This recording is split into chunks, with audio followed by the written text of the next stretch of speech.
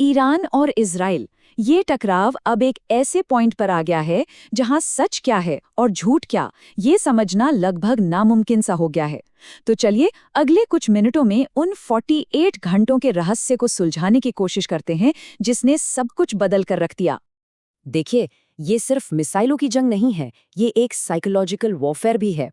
एक तरफ ईरान है जो स्पेन के प्रधानमंत्री की तस्वीर लगी मिसाइलें दाग कर कोई संदेश दे रहा है, तो दूसरी तरफ मुस्कुराते हुए चेहरों वाले ड्रोन इजराइल की तरफ भेजे जा रहे हैं। इन तस्वीरों से साफ है कि लड़ाई जमीन पर जितनी है उतनी ही दिमागों में भी लड़ी जा रही है। और इस जंग के दो बिल्कुल अलग चेहरे देखिए। एक तरफ ईरान है जो मुस्कुराते हुए ड्रोन से एक बहुत ही अजीब सा मैसेज दे रहा है, और दूसरी तरफ इजराइल है जो एक सटीक हवाई हमले में ईरान का पूरा टरबाइन प्रोडक्शन प्लांट ही तबाह कर देता है। मतलब एक तरफ है संकेतिक हमला और दूसरी तरफ सीधी सीधी भारी तबाही। इससे पता चलता है कि दोनों के लड़ने का तरीका कितना अलग है। ये लड़ाई अब सिर्फ दो देशों की सेनाओं के बीच नहीं रही है। इसकी आंच, आप समझिए, सरहदों को पार करके आम लोगों के दिलों तक पहुंच गई है, जो अब इसमें इमोशनली और फाइनेंशियली दोनों तरह से जुड़ रहे हैं। चलिए देखते हैं कि कैसे ड्रोन के साथ साथ अब दान भी इस जंग का एक अहम हिस्सा बन गया है। ये सच में चौंकाने वाली बात है। भारत के जम्मू कश्मीर से लोग ईरान के लिए अपना सब कुछ लुटा रहे हैं। बच्चे अपनी गुल्लक तोड़ रहे हैं, औरतें वो जेवर दान कर रही हैं जो शायद उन्होंने किसी की याद में दशकों से संभाल कर रखे थे, और घरों से बर्तन तक दिए जा रहे हैं। ये दिखाता है कि इस जंग की जड़ें कितनी गहरी और कितनी पर्सनल हो चुकी हैं। तो इस मदद के पीछे क्या है? एक बहुत ही गहरा, इमोशनल और कह सकते हैं मजहबी कनेक्शन। इसे वो ईमान का रिश्ता कहते हैं। लोगों का मानना है कि भाई, अगर हम खुद वहां जाकर नहीं लड़ सकते तो कम से कम पैसों से मदद करके अपना फर्ज तो निभा ही सकते हैं।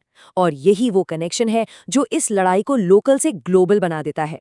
और अब आते हैं इस पूरी कहानी के सबसे बड़े सस्पेंस पर। सिर्फ 48 घंटों में अमेरिका के पूर्व राष्ट्रपति ट्रंप ने एक ऐसा यू टर्न लिया कि पूरी दुनिया देखती रह गई।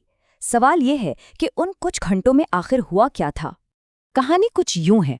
पहले दिन ट्रंप ने ईरान को 48 घंटे का अल्टीमेटम दिया, धमकी दी कि एक ऐसा हमला करेंगे जो उन्होंने सपने में भी नहीं सोचा होगा। लेकिन 24 घंटे भी नहीं बीते थे कि ट्रंप ने अचानक पासा पलट दिया और 5 दिनों तक ईरान के पावर प्लांट्स पर हमले रोकने का आदेश दे दिया। तो बड़ा सवाल यही है कि आखिर उन 24 घंटों में पर्दे के पीछे ऐसा क्या हो गया जिसने ट्रंप को अपना फैसला बदलने पर मजबूर कर दिया। देखिए, इस सवाल के दो जवाब हैं और दोनों एक दूसरे से बिल्कुल उल्टे। ट्रंप का कहना है कि ईरान ने उन्हें फोन किया था और वो एक डील के लिए बिल्कुल बेताब हैं। वहीं ईरान कहता है कि ये सब बकवास है, कोई बात नहीं हुई। असल में ट्रंप इसलिए पीछे हटे क्योंकि ईरान ने धमकी दी थी कि वो पूरे मिडिल ईस्ट के पावर स्टेशन उड़ा देंगे। अब सच क्या है, ये तो आज भी एक रहस्य ही है। तो इस पूरी पॉलिटिकल मिस्ट्री को समझने के लिए हमें पर्दे के पीछे देखना होगा। वहां एक और जंग चल रही है, एक इकोनॉमिक वॉर। ये लड़ाई है तेल की, समंदर के रास्तों की और अरबों खरबों डॉलर की। 140 मिलियन डॉलर हर दिन। जी हां, दावों के मुताबिक ये वो रकम है जो ईरान हर रोज तेल बेचकर कमा रहा है। एक तरफ जहां पूरी दुनिया की इकोनॉमी पर इस जंग का असर पड़ रहा है, वहीं ईरान के लिए ये आपदा में अवसर जैसा बन गया है। और ईरान को जो ये फायदा हो रहा है ना, उसका सीधा नुकसान उसके पड़ोसियों को उठाना पड़ रहा है। सऊदी अरब, इराक और कतर जैसे देशों का तेल और गैस एक्सपोर्ट बुरी तरह से गिर गया है। क्यों? क्योंकि उनके जहाज दुनिया के सबसे जरूरी समुद्री रास्ते स्ट्रेट ऑफ हुर्मुज से सेफली निकल ही नहीं पा रहे। और इस पूरी इकोनॉमिक चेस गेम का सेंटर है हॉर्मुज जलडमरू मध्य। यहाँ ईरान अपने घोस्ट फ्लीट यानी कि चोरी छिपे चलने वाले जहाज़ों से तेल की सप्लाई चालू रखे हुए हैं। और तो और वहाँ से गुजरने वाले जहाज़ों से कथित तौर पर एक तरह का वॉर टैक्स भी वसूल रहा है।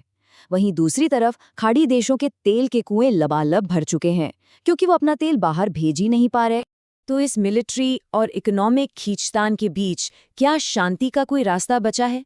चलिए देखते हैं कि शांति के लिए दोनों तरफ से क्या शर्तें रखी जा रही हैं और क्यों ये रास्ता इतना मुश्किल लग रहा है।